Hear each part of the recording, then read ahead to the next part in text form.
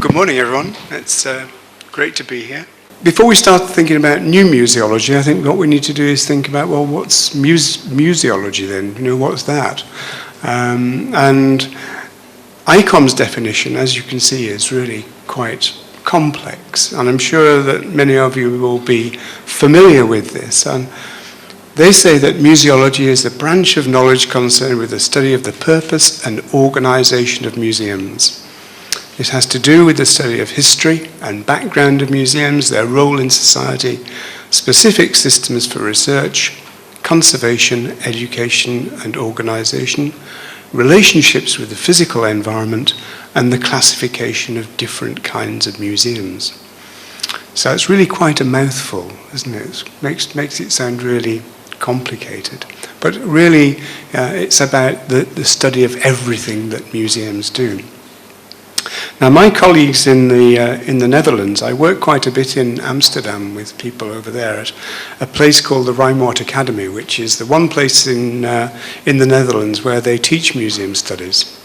And they define museology as covering the complete range of and working with cultural and natural heritage. At first sight, you think, well, that's a much simpler definition.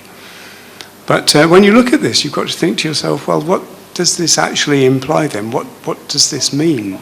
So if we're moving away from the ICOM definition to something like this, for me it's quite simple in that what it means is that we're moving away from this idea of museology as something to do with a building and collections and special expertise. We're breaking down the barrier of what museology is. So when we look at the conservation of archaeological sites, or we look at developing a management plan for a nature reserve, which includes interpretation, then that's maybe museology as well. Okay? So it's, if you like, extending the remit, but it's actually quite liberating in that it takes us outside the idea of the museum as a building. And that's again what ecomuseums are all about. So I think it's important to recognize that, anyway, that the idea of any old museology, we're talking about new museology this morning, but old museology hasn't been discarded. And towards the end of the 19th century, particularly in Europe and America, we've really seen the development of all these practices and techniques that we use in museums. So things like practices of curatorship, so storage and research, conservation, documentation, education, all those, if you like, key facets of museum work were really developed by the end of the 19th century. Okay? So, and we're still using them. We're refining those techniques, and we're using obviously different media and slightly different facilities, but basically that remit that museums have goes back a long way, and we're still doing that. But what I think we saw during the 1960s and 1970s, and none of you were there, but I was, okay, was that it was a time really of social unrest and political activism. I was particularly interested in environmentalism, people really being concerned about the way in which we treat the natural world and the environment around us, the development of postmodern ideas, looking again at everything that we do and trying to rethink it. And it's really at this time that we see the re-evaluation of the purpose of museums. So people started rethinking, well, what's the museum for? And perhaps most importantly, who is it for? Is it for specialists? Is it for people who are highly educated? Or is it for everybody? Okay? And I think this re-evaluation, my friend in the Netherlands, Peter van Mensch, refers to this as the second museum revolution. And this is what led to new museology.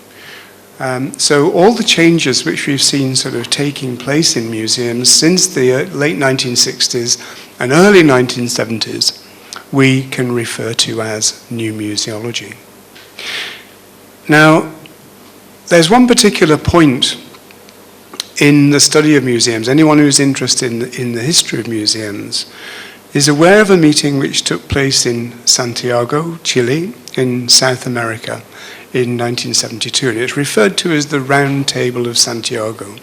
And it was the meeting really between museologists in South America, South and Central America. So a lot of people from Brazil and Mexico and various countries on that continent. Some people from UNESCO, and also representation from ICOM.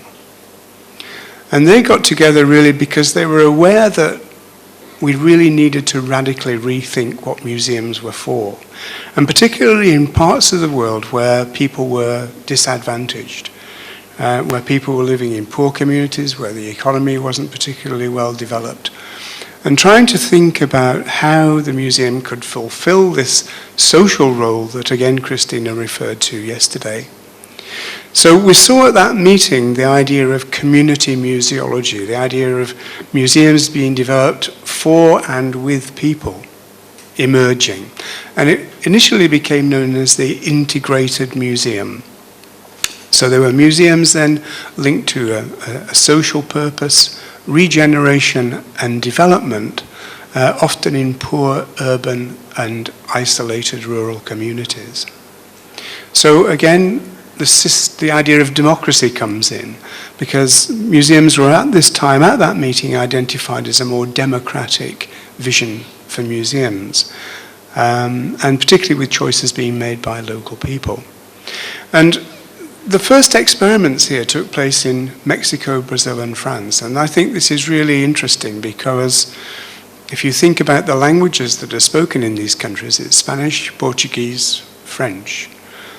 And these ideas, if you like, of museums with a social purpose and looking particularly at how they might be used for development and to help people's livelihoods, has been written about and encapsulated in languages other than English.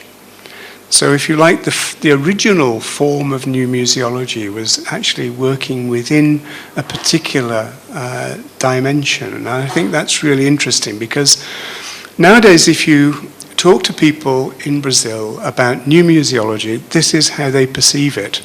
They don't see it as all of the other changes that museums have since taken on board. They see it very much as being associated with a development agenda, that it's working with local communities and working with people. So the term new museology didn't really exist until 1980, when André Desvalets, who's a French museologist, wrote a piece for an encyclopedia, and he christened it Nouvelle Museologie. So I've talked to him about this, and I said, well, why did you call it new museology? And he said, well, things were changing, and I wanted to call it something different. And he said to me, he hadn't actually meant to actually come up with a new word, to devise a new word. But it stuck. So this word, new museology in English, then was appropriated by people in France, people who spoke Spanish and Portuguese, but not particularly at first in English. So in much of the world then, this is what is meant by new museology, the theory and practice of museums linked to development agendas.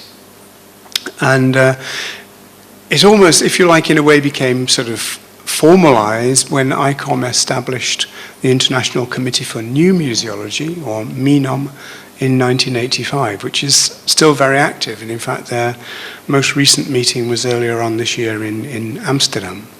And it's quite interesting to see that body is still promoting these ideas of change in museums and being associated with local community development.